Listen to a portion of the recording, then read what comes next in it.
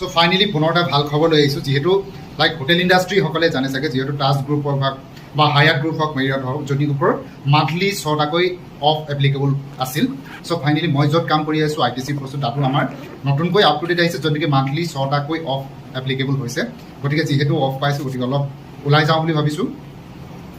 চ' যিসকল হোটেল ইণ্ডাষ্ট্ৰীৰ লোক আছে তেখেতসকলৰ বেষ্ট অন চইচ হ'ব, ক'ত আপোনালোকে বেছি প্ৰিফাৰেঞ্চ কৰে, য'ত নেকি ভাল ফেচিলিটিছ পাব, লাইক মান্থলি 6টা অফ টাইমত আপোনালোকে দৰমহা পাব, আইডাৰ মান্থলি এণ্ডত পাব, লাইক আপোনালোকৰ 31 অৰ্ডাৰ হিচাপে কৰক 1 তাৰিখে আপোনালোকে দৰমহা পাব। এনেকুৱা প্ৰপাৰ্টি চইচ কৰক যাতে আপোনাৰ ফিউচাৰটো কমফৰ্টেবল হয়। যিহেতু মই বহুত প্ৰাইভেট লাইক ছিংগুল প্ৰপাৰ্টিত দেখিছোঁ, লাইক 9 তাৰিখে 10 তাৰিখে আপোনালোকৰ দৰমহা দিয়া হয়। গোটেই মাহটো কাম কৰাৰ পিছত দৰমহাটোৰ কাৰণে পুনৰ ৱেইট কৰিব লগা হয়, কেতিয়া 9 তাৰিখ আহিব, কেতিয়াবা 10 তাৰিখ আহিব, কেতিয়া আমাৰ চেলেৰী ডেট আহিব। বাট আপোনালোকৰ মান্থ শেষ হোৱাৰ পিছতে যদি 31 তাৰিখে বা 1 তাৰিখে দৰমহাটো আহে, যদি আহে, যথেষ্টখিনি লাইক হেপিনেছ পোৱা যায়।